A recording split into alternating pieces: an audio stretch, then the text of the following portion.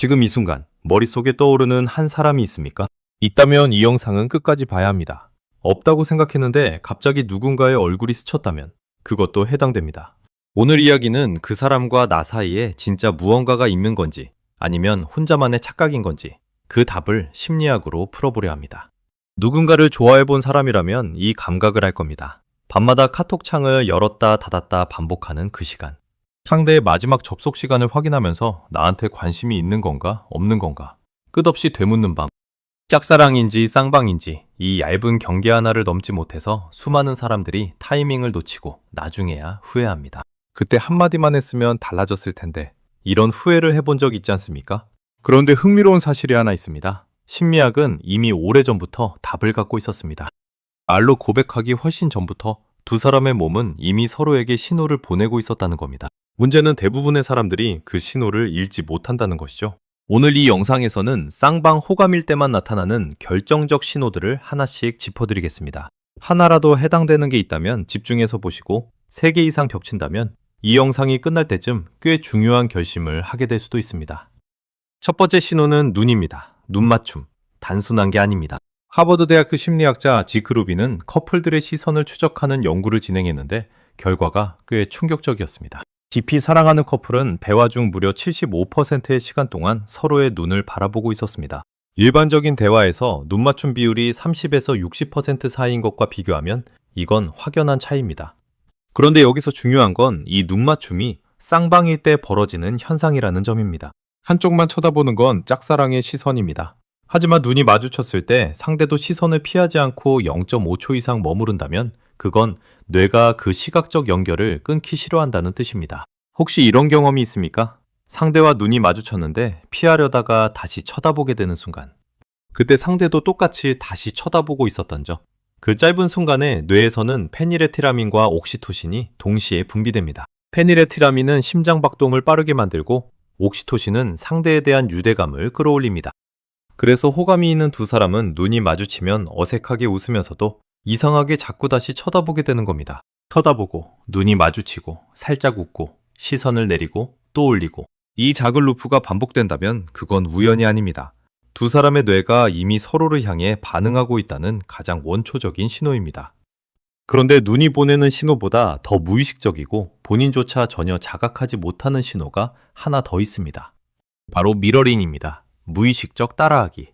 이건 본인이 하고 있다는 사실조차 모르기 때문에 오히려 더 정직한 신호입니다.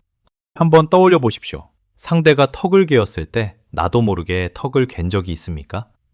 상대가 커피잔을 들었을 때 거의 동시에 내 손도 컵으로 갔던 적은요. 상대가 다리를 꼬면 나도 같은 방향으로 다리를 꼬고 상대가 몸을 앞으로 기울이면 나도 자연스럽게 앞으로 기울어지는 현상. 이걸 의식적으로 한 거라면 그냥 흉내입니다. 하지만 본인도 모르게 하고 있었다면 이건 뇌가 보내는 호감의 증거입니다. 이 현상의 핵심에는 거울신경세포, 미러 뉴런이 있습니다. 1990년대 이탈리아 파르마 대학교의 연구팀이 원숭이의 뇌에서 처음 발견한 이 신경세포는 상대의 행동을 관찰하는 것만으로도 자신이 그 행동을 직접 할 때와 동일한 뇌 영역이 활성화된다는 사실을 밝혀냈습니다. 쉽게 말하면 호감이 있는 상대를 보고 있는 것만으로 내 뇌가 상대의 행동을 자동으로 복제하기 시작하는 겁니다.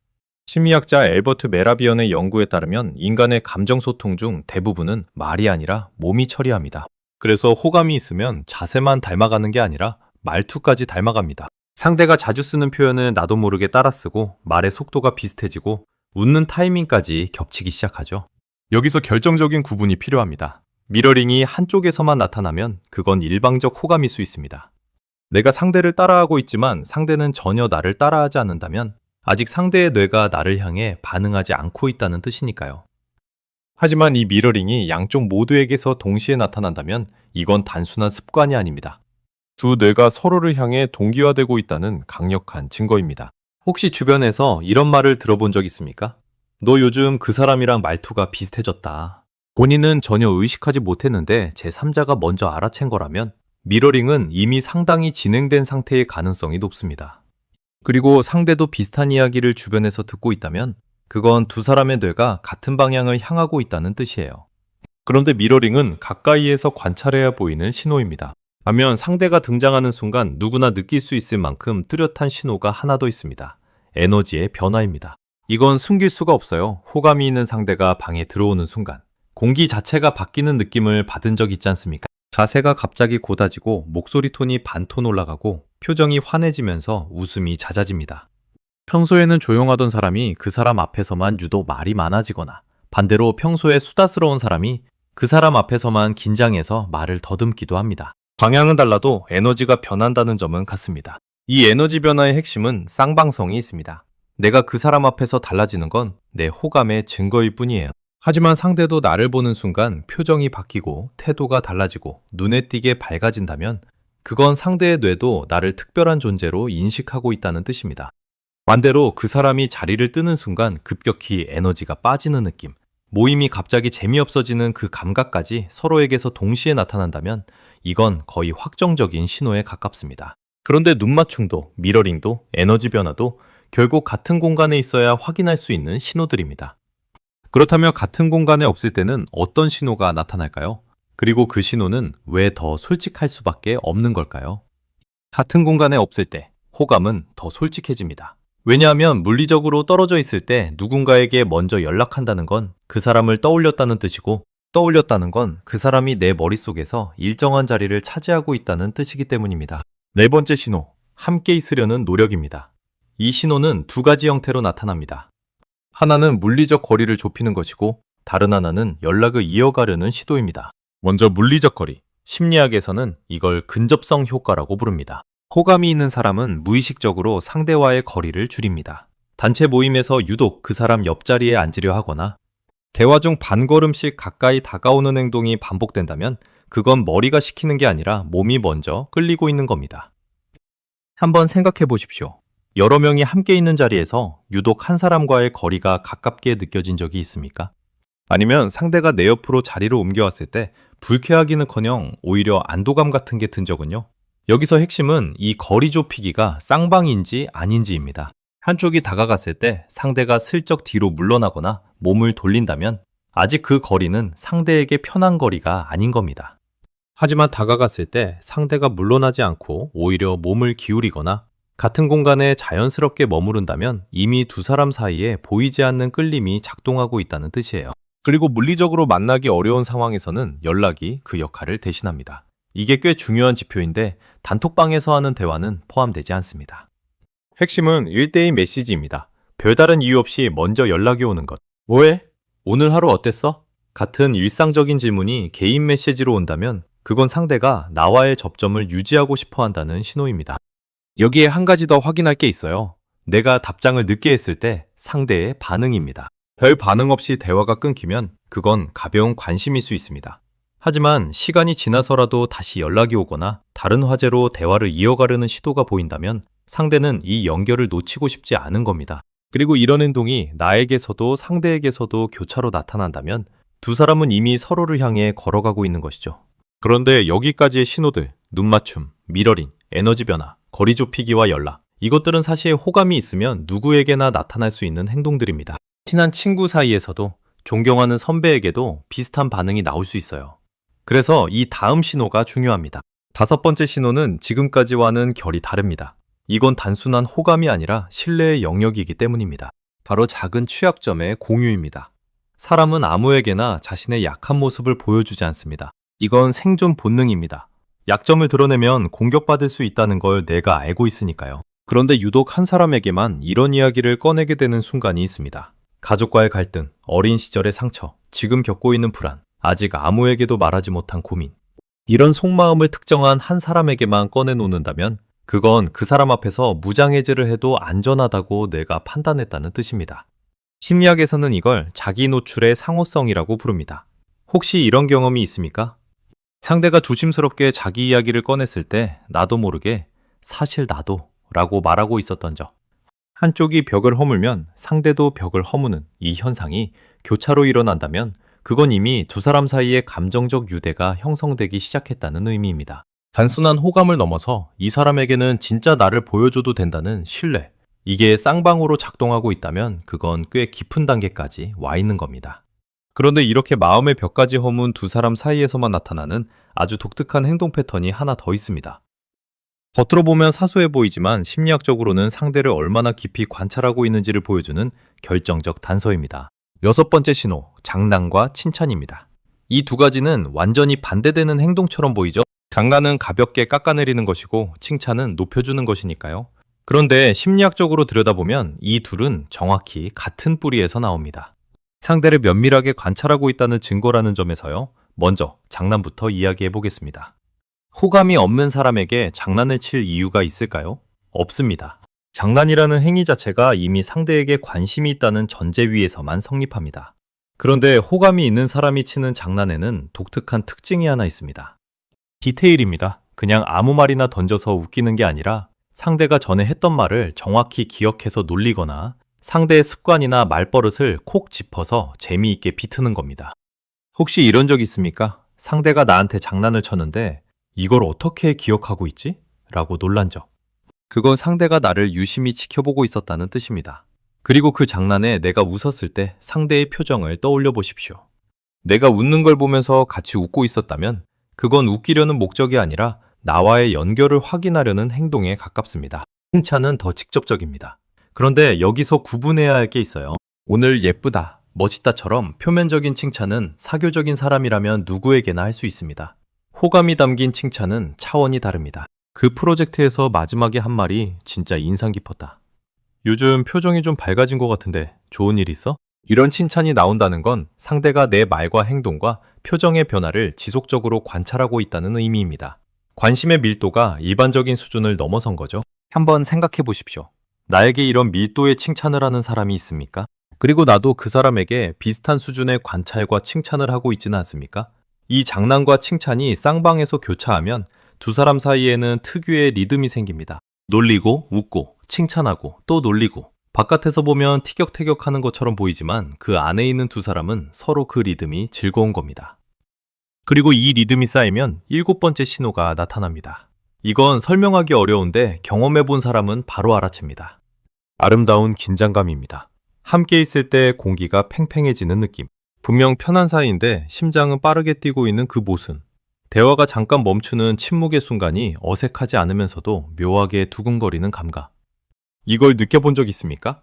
이건 뇌에서 도파민과 노르에피네프린이 동시에 분비되면서 만들어지는 현상입니다.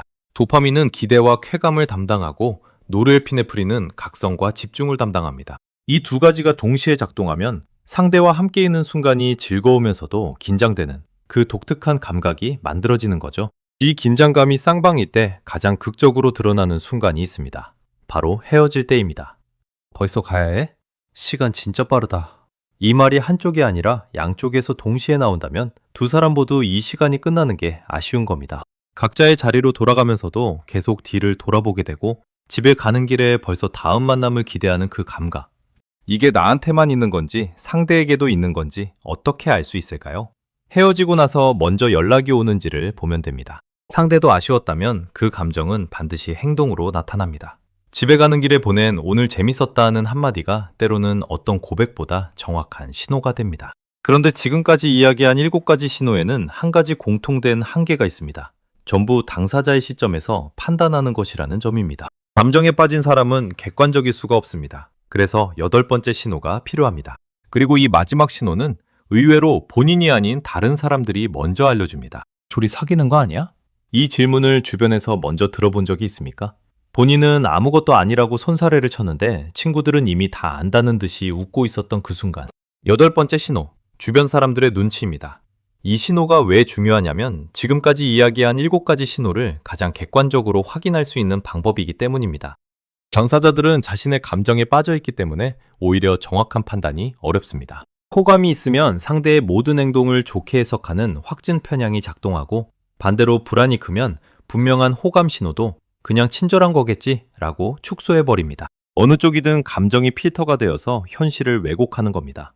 그런데 제3자는 그 필터가 없습니다. 두 사람이 함께 있을 때의 표정 변화, 서로를 바라보는 시선의 빈도, 대화할 때 몸이 향하는 방향, 목소리 톤의 미세한 변화. 바깥에서 보면 이것들이 놀라울 정도로 선명하게 보입니다. 정작 당사자들만 모르는 겁니다. 한번 떠올려 보십시오. 그 사람과 함께 있는 자리에서 주변 사람들의 반응이 어땠는지. 의미심장하게 눈짓을 주고받거나 일부러 둘만 남겨두려는 듯한 행동을 한 적은 없었습니까? 너 걔 앞에서 완전 달라진다 라는 말을 들은 적은요? 그리고 한 가지 더 확인해야 할 게 있습니다. 상대의 주변 사람들 반응입니다. 상대의 친구가 나를 만났을 때 유독 반갑게 대하거나 너 얘기 많이 들었어 라는 말을 했다면 그건 상대가 자기 사람들에게 이미 나에 대한 이야기를 하고 있었다는 뜻입니다. 호감이 없는 사람의 이야기를 친구들에게 반복적으로 할 이유가 없으니까요. 심리치료 현장에서도 상호 끌림은 고립된 하나의 순간으로 나타나지 않는다고 봅니다. 패턴으로 나타납니다. 눈맞춤, 미러링, 에너지 변화, 거리 좁히기, 취약점 공유, 장난과 칭찬, 아름다운 긴장감, 그리고 주변의 반응. 이 신호들이 하나만 보인다면 우연일 수 있습니다. 호의적인 성격이거나 사교적인 사람이라서 그럴 수도 있으니까요. 두 개가 겹치면 관심은 이때 아직 확신하기 이릅니다. 하지만 세 가지 이상이 동시에 그리고 반복적으로 나타나고 있다면 그건 우연의 범위를 벗어납니다. 상대도 같은 감정을 느끼고 있을 가능성이 매우 높아지는 거죠. 그런데 여기서 많은 사람들이 같은 지점에서 멈춥니다. 신호는 보이는 것 같은데 그래서 어떻게 해야 하지?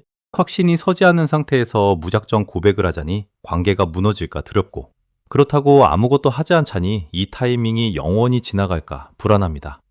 짝사랑의 고통보다 더 괴로운 건 쌍방일 수도 있었는데 확인하지 못한 채 스쳐 지나가는 겁니다. 이 지점에서 심리학이 제안하는 방법이 있습니다. 의외로 단순합니다.